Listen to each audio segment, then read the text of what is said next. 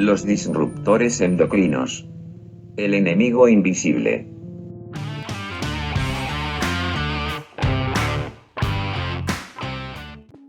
Bueno, básicamente son sustancias químicas, ya sea que tengan un origen natural o sintético, y pueden llegar a alterar la capacidad que tiene nuestro organismo, ya sea para sintetizar, liberar o eliminar hormonas. Por lo tanto, van a tener un impacto bastante importante en todo nuestro cuerpo, llegando a alterar así pues el equilibrio que existe en nuestro sistema endocrino. ¿Cómo estamos expuestos a estas sustancias? Bien, la verdad la mayoría de los disruptores han sido fabricados por el hombre y están presentes en varios productos de uso diario, por ejemplo en las pinturas, los plaguicidas, productos de limpieza, cosméticos, así como en los alimentos, en sus envases, en el agua, incluso en los muebles y en el polvo. Y estos son algunos ejemplos muy comunes de disruptores y pues la exposición a estos químicos puede ocurrir a través de la dieta, el aire, la piel y el agua. Pero, ¿cuál sería el mecanismo para que estos puedan llegar a ser dañinos? Bueno, primero estas sustancias tienen la capacidad de alterar nuestro sistema hormonal de múltiples formas, como por ejemplo en la síntesis de hormonas, en el transporte de hormonas, en el metabolismo de ácidos grasos, entre muchas otras.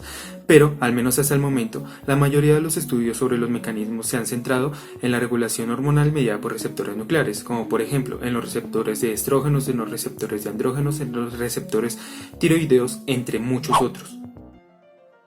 Ahora, para entender un poco más sobre ese mecanismo, lo haremos mediante un ejemplo. Los andrógenos, como la testosterona, son muy lipofílicas, por lo cual pueden atravesar fácilmente la membrana celular. Una vez ahí, esta hormona se une a su receptor de andrógenos o AR, el cual está unido con una proteína de choque térmico conocido como chaperona, que se disocia del receptor cuando el complejo hormona-receptor se forma. Se traslada de allí al núcleo y se dimeriza para unirse con el ADN y acoplarse con varias proteínas coactivadoras para realizar la transcripción y así estimular varios procesos biológicos. Ahora bien, ese es el mecanismo normal de los andrógenos, pero cuando un disruptor endocrino como la vinclosolina se une a este receptor causa la inhibición de esta respuesta, teniendo pues como resultado una alteración en la expresión génica normal. A este mecanismo se lo conoce como vía genómica, la cual se caracteriza porque sus efectos son mucho más a largo plazo. Pero también hay una vía no genómica, los cuales los efectos de sus disruptores endocrinos son mucho más rápidos y tienen un impacto en la replicación celular, pero pues este mecanismo aún no se ha estudiado tan a fondo. Bueno, ahora que conocemos un poco más sobre cómo actúan estas sustancias, ahora nos preguntamos, ¿cómo estas sustancias nos pueden llegar a afectar? Según lo que mencionas, lo que al final se genera es una alteración del equilibrio hormonal a nivel fisiológico tanto en animales como en humanos, dando como resultado una amplia gama de posibles efectos sobre la salud como formación de problemas reproductivos, problemas de comportamiento, favorecer enfermedades crónicas como obesidad, diabetes y algunos tipos de cáncer.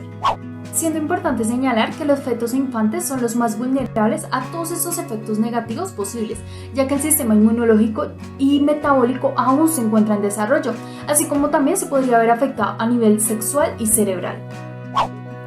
Por ejemplo, uno de los productos más conocidos, el dietilvestrol, un medicamento prescrito durante el embarazo, fue asociado con riesgo de cáncer y malformaciones congénitas. Por ello, es de importancia en salud pública conocer sobre los disruptores, ya que han logrado contaminar nuestros ecosistemas, pero pues aún se desconoce cuántos son, qué tan peligrosos pueden llegar a ser o los riesgos en caso de que se lleguen a combinar. Por eso, grupos de expertos buscan evaluarlos y reglamentarlos.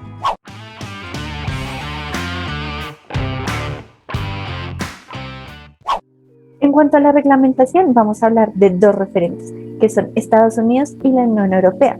Comencemos entonces con Estados Unidos.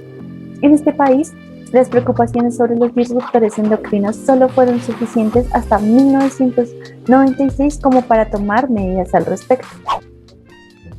En este año, la EPA crea el Programa de Detección de Disruptores Endocrinos para pesticidas, compuestos químicos y contaminantes ambientales que tengan efectos sobre el sistema endocrino. Sin embargo, este programa es corto y solo dura hasta 1998, pero aquí no paran los esfuerzos. Pues en el 2009, la EPA pide que todo aquel que quiera un registro sanitario en plaguicidas dé información sobre los disruptores endocrinos que puedan contener. Y en el 2016 se actualiza la Ley de Control de Sustancias Tóxicas. Y en esta actualización Se hace una evaluación basada en el riesgo de pues, las sustancias tóxicas. Sin embargo, lamentablemente no hay una prueba específica sobre disruptores endocrinos. Bueno, y ahora hablando de la Unión Europea, tenemos que la directriz del marco de agua del 2000 es la primera medida para regular los disruptores endocrinos. Además, ellos desde el 2006 tienen el programa REACH, que regula las sustancias químicas y estipula que aquellas sustancias tóxicas para la reproducción, como pueden ser los disruptores endocrinos, requieren de la aprobación de la Agencia Europea de Sustancias Químicas. Para hablar del ámbito internacional, tenemos un informe en el 2017 que hace el Programa de las Naciones Unidas para el Medio Ambiente, en el cual identifican 28 políticas de gobiernos sobre disruptores endocrinos que varían entre sí. Como ejemplo de estas políticas tenemos la prohibición del BPA en países como Canadá, Brasil, India, entre otros, y está prohibido en biberones o en materiales que estén en contacto con la comida de los bebés. Y otro ejemplo que tenemos es el lindano, que está prohibido en más de 50 países gracias al Convenio de Estocolmo en 2019, del cual hace parte también Colombia. A pesar de haber regulación sobre disruptores endocrinos, estas se quedan cortas en su control debido a la falta de información sobre estas sustancias. Por ello quisimos buscar algunas investigaciones sobre el tema.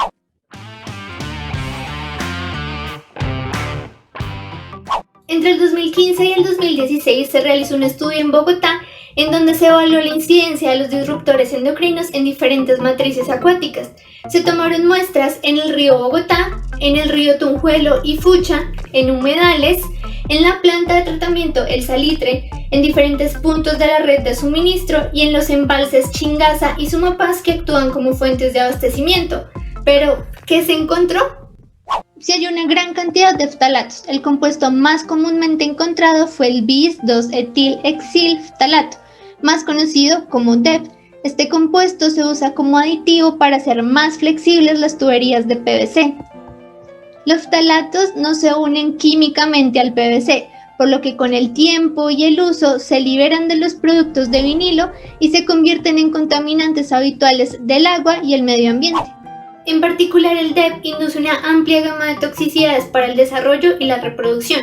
En esta oportunidad queremos contarles de un estudio realizado en ratas a las que se le administró una dieta que contenía DEP. Al lado izquierdo observamos una sección de tiroides de una rata de control y al lado derecho una sección de tiroides de una rata a la que se le administró una dieta que contenía DEP. Los exámenes de tiroides mostraron que hubo una disminución en la tiroxina sérica. También hubo cambios histopatológicos. Por ejemplo, hubo una hiperreactividad persistente que se evidencia en un aumento en el número y tamaño de lisosomas que podemos ver señalados por un círculo rojo. También hubo una dilatación del retículo endoplásmico rugoso, como podemos ver en los recuadros amarillos.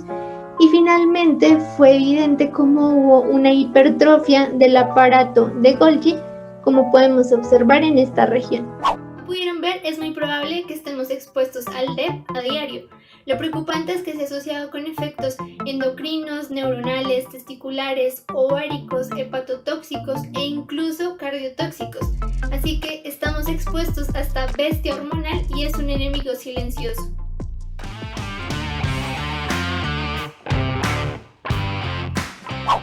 Después de toda esta información pueden estarse preguntando, bueno, ¿y cómo evito el contacto con estas sustancias? En esta sección les presentamos algunas recomendaciones de gran utilidad para evitar el contacto con disruptores endocrinos. Empecemos por algunas recomendaciones en el trabajo. Es necesario exigir y utilizar los elementos de protección personal como gafas, guantes o ropa de seguridad. También es importante no consumir alimentos durante la jornada de trabajo. Y finalmente, en caso de exposición a estas sustancias químicas, es necesario bañarse después de terminada la jornada laboral. Ahora veamos algunas recomendaciones para el hogar. Es importante lavar y pelar frutas y verduras antes de consumirlas o en su defecto consumir productos orgánicos que son libres de pesticidas. También es importante hervir o filtrar el agua de consumo. Otra recomendación de gran importancia es evitar el uso de pesticidas en aerosoles o polvos y reemplazarlos por trampas o repelentes naturales. Es recomendable también elegir los plásticos más seguros, de acuerdo con su código de reciclaje. Estos son el número 1, 2, 4 y 5. Otra recomendación importante para el hogar es evitar el uso de recipientes plásticos al momento de calentar en horno microondas o colocar alimentos calientes en estos. En su reemplazo podemos utilizar recipientes de vidrio o recipientes en cerámica. También es importante utilizar cosméticos o productos de cuidado personal libres de parabenos.